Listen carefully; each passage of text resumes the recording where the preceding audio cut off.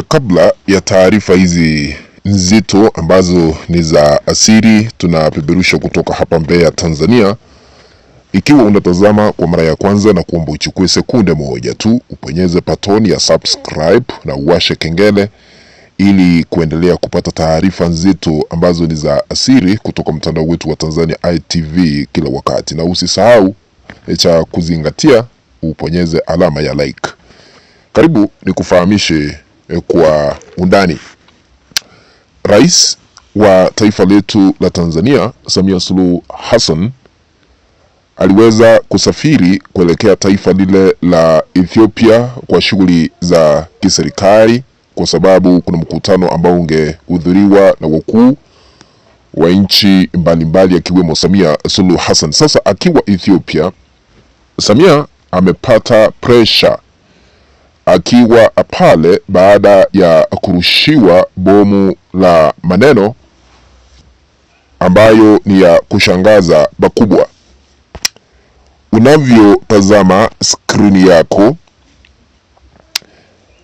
rais wa chama cha mawakili ama wanasheria nchini Tanzania anaitwa Boniface Mwabukusi ameandika kwa mtandao wake hivi: kwa namna yeyote ile hatutakubali asilaani kutopata majawabu na kurejeshwa kwa ndugu zetu. Hii ndio minimum falling back position. Acheni utani kabisa na uhai wa watu. Akamaliza akisema ya kwamba haki, ukweli na uwajibikaji vitaliponya taifa. Mwabukusi akiri. Haya maneno yanamlenga Samia Suluhu Hassan akiwa Ethiopia, ndio maana amerushiwa bomu la maneno kupitia Boniface Mwabukusi, ambaye anasema ya kwamba hatuwezi kuchezea maisha ya binadamu.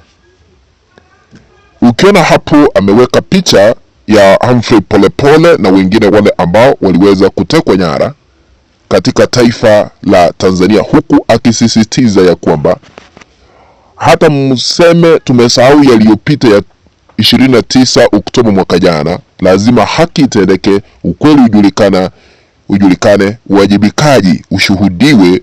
Hivyo ndivyo vinaweza kuponya taifa letu la Tanzania. Najua Samia Suluhu Hassan alikuwa anafikiria kwamba huenda Watanzania tumesahau yaliyopita. Huenda Watanzania wale ambao walipoteza wenzao kupitia maandamano wamesahau. Wale ambao walikosa kupata miili ya kuizika wamesahau. Wale bado wanaendelea kuugua katika hospitali, wengine nyumbani, wamesahau. Ndio maana Mwabukusi anamkumbusha na kukumbusha serikali ya Samia Suluhu Hassan kwamba bado tunataka haki itendeke, uwajibikaji na uwazi. Haki ambayo Mwabukusi anasisitiza ni gani? Familia zilizopoteza wenzao na bado miili haijapatikana. Serikali iliyokuwa mamlakani wakati wa maandamano na wakati wa mauaji na wakati wa utekaji nyara sio nyingine ila tu ni ile ya Samia Suluhu Hassan. Lazima waliotekwa nyara warudishwe mara moja. Miili ya waliokufa lazima iwasilishwe kwa familia husika.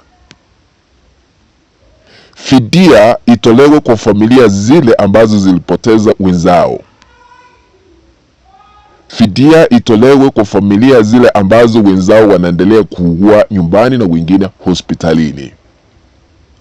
Hakutakuwa na maridhiano liwalo la liwe, hata kama mnasema ya kwamba tumesahau ya 29 Oktoba mwaka jana. Bado haki, usawa, uwajibikaji ndio maneno ambayo anaendelea kusisitiza ya kwamba Samia hata akiwa kule Ethiopia lazima yazingatiwe sasa hivi. Najua Mwabukusi amekuwa katika mstari wa mbele kwa muda mrefu sasa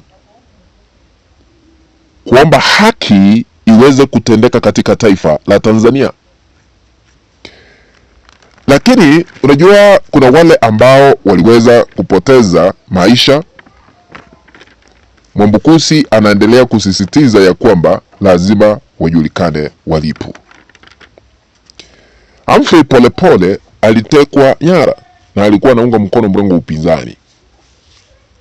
Hajapatikana kufikia sasa, na ukumbuke ya kwamba wakati familia yake ilipoenda penye Humphrey Polepole alikuwa amepangisha, walipata damu kwa nyumba, faili ziling'olewa, gari lake lilikuwa limeharibiwa, vioo vikavunjwa, kuna stakabadhi mbalimbali ambazo ziliweza kung'olewa na hata hela ambazo alikuwa nazo zikaenda. Lakini kufikia sasa ni miezi kadhaa tangu mwezi wa 10 hadi sasa Humphrey Polepole hajulikani aliko.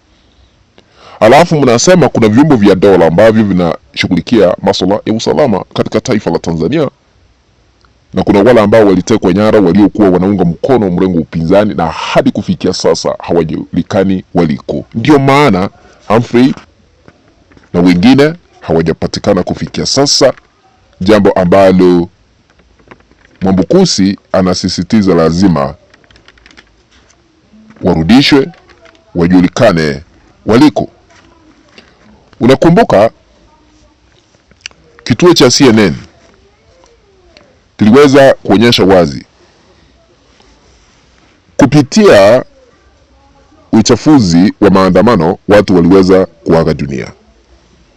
Miili haikupatikana ilipo, lakini wakati walikuwa wanatumia njia ile ambayo inatumika sana na vyombo vya habari vya kimataifa kama CNN, BBC, mashirika ya haki za binadamu, kuna picha zile ambazo walikuwa wanafuatilia haswa ni kipi ambacho kilitendeka hapa Tanzania kulingana na uchunguzi uliotumika kufuatia picha za satellite za PlanetScope, Planet Labs, Google Base Maps.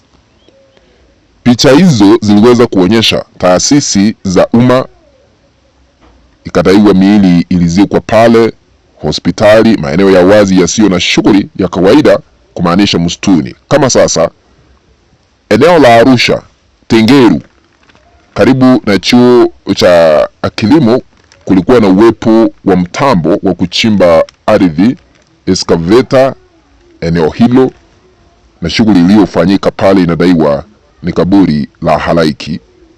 Watu waliweza kuzikwa.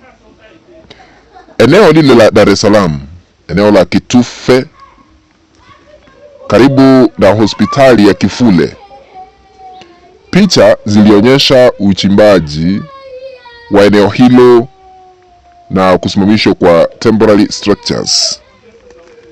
Na wengine walizikwa kule Mwanza na hata hapa penye tupo Mbeya, kulingana na CNN vile iliweza kuonyesha. Kufuatia haya yote, ndio maana Mwambukusi anasisitiza ya kwamba lazima uwajibikaji, uwazi na haki ziweze kutendeka. Naomba kutamatishia hapo kwa taarifa hizi za siri. Nitarejea na zingine nyingi, lakini nakuomba ikiwa wewe ni mgeni na hauja subscribe, bonyeza patoni ambayo ipo hapo chini. Ukiponyeza utakuwa sawa, lakini uwashe kengele na utakuwa unafahamishwa wakati tunaweka taarifa katika mtandao wetu wa Tanzania ITV. Kwaheri.